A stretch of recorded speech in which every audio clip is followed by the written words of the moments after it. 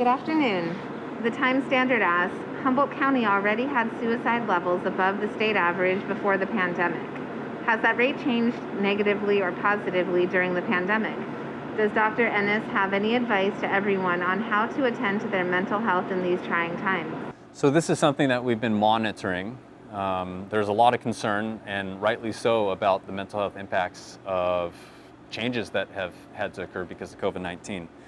I can say that as of 2 months ago, through July 23rd, there had been no change in the general trajectory of suicide rates across Humboldt. And this is in comparison to the prior 2 years.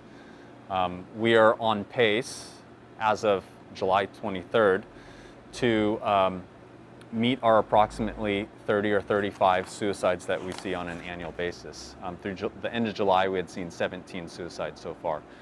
Certainly this is something that could change. There are several months left in the year, and it's something we'll continue to monitor.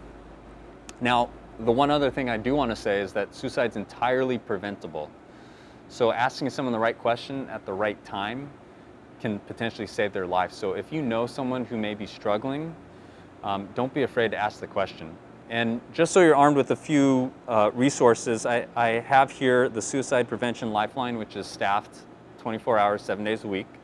It's 1-800-273-8255. And there's also a website, suicideispreventable.org. You can find a lot of great resources there. So don't be afraid to ask the question if you know someone who potentially could be struggling right now. Thank you. The Times Standard asks, what does the latest research show is how long a person could have the virus before testing positive or showing symptoms? I think this question is trying to get at the incubation period. The incubation period, we know, is somewhere between 2 and 14 days. This is what we've been saying for most of the pandemic at this point. After someone's exposed on day 0, we know they can become positive or have the illness up to 2 days later, and as far out as 14 days from that exposure on day 0. That's going to capture 99% of people. Can potentially a very small percentage go longer? It's possible. Can a very tiny little bit go, push the envelope before 48 hours? Possible, but 2 to 14 is going to catch the majority of people. Now, I will point out one other item here. It says at the end, testing positive or showing symptoms. We know that many people don't show symptoms. We've seen it locally. This is borne out in lots of models. There's a big range of as few as a quarter of all cases, as many as 40, 45, 50%. Somewhere in the middle is somewhere around a third of all cases potentially are asymptomatic. Thank you. The Times Standard asks, is there any modeling about the impact the influenza virus could have on the pandemic? Typically, I believe there are 1 or 2 cases of flu that result in death in Humboldt County in a given season in recent years. How does COVID-19 change that? I'm sure there are people looking at modeling in regards to influenza as well as COVID-19. This question refers to the number of deaths attributable to flu in any given year. Of larger concern to me, as well as public health, is how many hospitalizations occur as part of an influenza illness or influenza-like illness. COVID-19 causes, in some cases, a very similar picture to the flu. And so these two diseases potentially can land a lot of people in the hospital. And in a bad flu year without COVID-19, that potentially can increase the number of people sitting in a bed in a hospital to a point where our hospital feels fairly full.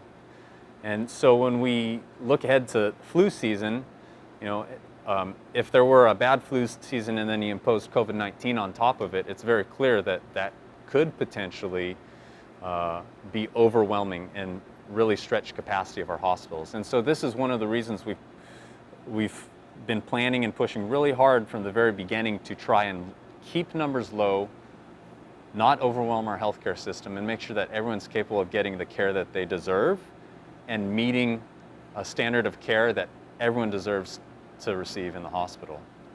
Thank you. The North Coast News asked, the air quality index registered above 1,000 in parts of eastern Humboldt last night, which officials have dubbed hazardous. Do you feel residents in these areas are safe? What do you recommend for them, and what would need to happen for evacuations to be ordered due to smoke? Is this pandemic having an impact on how officials are responding to this? So at those levels, that is certainly very concerning. It's very high. The recommendation is to avoid any activity outdoors if possible. Stay inside, keep the door closed, keep the window closed. I can get into some more specifics, but before I get into that, I want to address the evacuation part of the question. Evacuations are really ordered through the Office of Emergency Services. I'm unaware of at what level smoke would trigger an evacuation. That is not something that we have discussed to this point.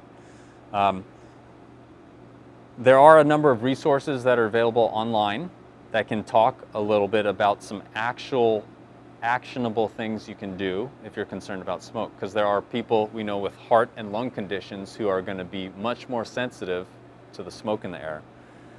And so the North Coast Unified Air Quality Management District has a website, ncuaqmd.org. They put out a lot of information, including public service announcements. And on there, it talks about some things that can be done. It also references a CDC guideline that talks about very real things you can do, such as setting up a clean room with a HEPA filter, if that's available to you, substituting out the air filter that's a part of your houses or shelters filtration system to try and filter out smaller particles. It comes up with some actionable things that you can actually do in your house. If all else fails, you got to get to somewhere that has cleaner air, and that's probably going to happen for the people who are most sensitive when we see dramatic increases in the particulates in the air, such as the scenario right now in eastern Humboldt. Thank you. The North Coast News asked, in reference to legislation signed 2 weeks ago by the governor requiring employers to notify local officials and employees of COVID-19 outbreaks in the workplace, if public health is contacted by a business about an employee having COVID-19 or symptoms, would public health be able to or be obligated to share this information with the public? This legislation doesn't really change our response on the public health side.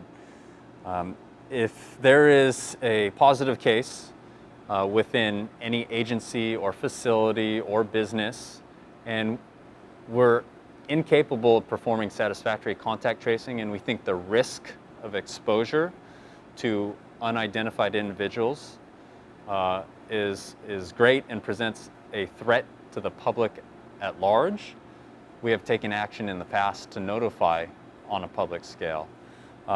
Most situations at this point, because of just mitigation measures and business plans that adopt many of those measures, the risk is felt to be fairly low. And we've actually seen this with some workplace cases, that situations where there is masking being adhered to, social distancing is being adhered to, people are not gathering and eating meals for prolonged periods of time together, we've actually seen that transmission really is limited if people are doing those things. So I don't know that this changes how we deal with it, but it always comes down to whether or not we think there is a risk to the greater public at large, given the scenario.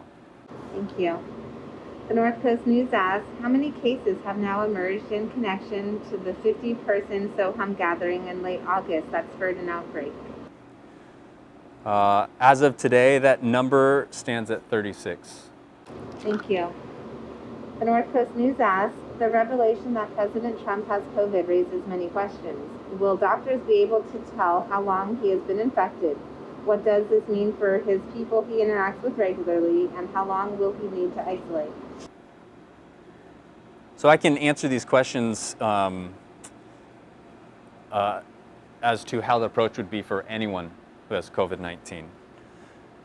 Once someone has a positive test, we first look for symptoms. When did someone start having symptoms? And many people early on may attribute their symptoms to allergies. They might be sneezing or have a little bit of a runny nose. And so we look to the earliest point in time that they had symptoms, because we know that the test may not come for a week later, right? So we establish that date, and then we look at the 48 hours before they develop symptoms. And that is considered the start of when they're infectious. In terms of how long they're infectious for, we typically consider in someone who has mild disease, doesn't need to be hospitalized, doesn't need ICU level care, doesn't take drugs that suppress their immune system. So this is just kind of run-of-the-mill, more mild illness. We consider them to be infectious for a period of 10 days.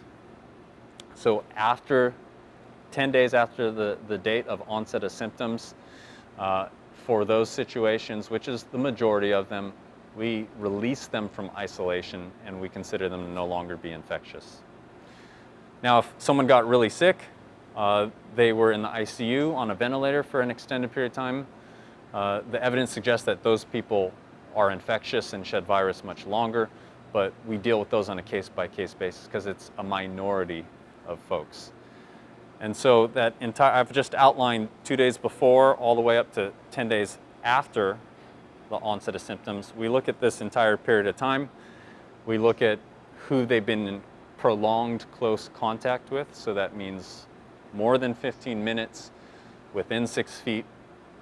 And then we try to track down those people and tell them to quarantine because they are within the exposure period of a potentially infectious person. Thank you. The North Coast News asks, the diagnosis shows that no matter how smart, safe, or responsible we think we are always vulnerable if we fail to take COVID-19 seriously. What scientific message would you give the local community in light of the president's positive case? So I'd just like to point out that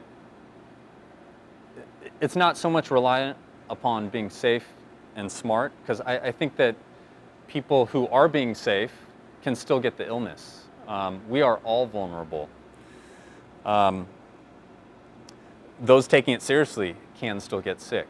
And so I might just look to our recent case counts. We've had a recent peak when we were chasing lines of transmission across 2 larger clusters. And we started to reach a point where it was spilling over into a more vulnerable population. And that's when we saw 4 hospitalizations, 5 hospitalizations. And so I think the lesson here is that if you can keep it fairly low level, it's easier for vulnerable people to make sure they're taking the measures necessary to minimize risk of exposure. But at some point, if there's enough disease circulating around, which we saw approximately 3 or 4 weeks ago, it starts spilling over into people who are really trying to do the right thing. And we saw that with more hospitalizations. And so the lesson here is that this isn't a matter of being smart about it. This is a matter of it really affecting other people who are trying to do the right thing. And so if I told you I could give you a cheap, inexpensive measure that's going to save a lot of lives, like wearing a mask and keeping a little distance, you know, I think from a public health lens, it makes perfect sense. We're asking people to help save lives. Thank you. Red-headed black belt asks, can you explain to the public the difference between an epidemic and an illness that is endemic, and give an example of each in order to help the public understand the difference? Sure. So I think most people would agree that we are currently in an epidemic of COVID-19, and because it involves the entire world, we refer to it as a pandemic. An example of an endemic disease, so a disease that has kind of a stable baseline, would be something such as malaria in sub-Saharan Africa. You could say that malaria is endemic in sub-Saharan Africa. Epidemic implies that there's some kind of time constraint, okay? And so that there's kind of a beginning point, a rise in disease, and an end point when disease ceases to exist.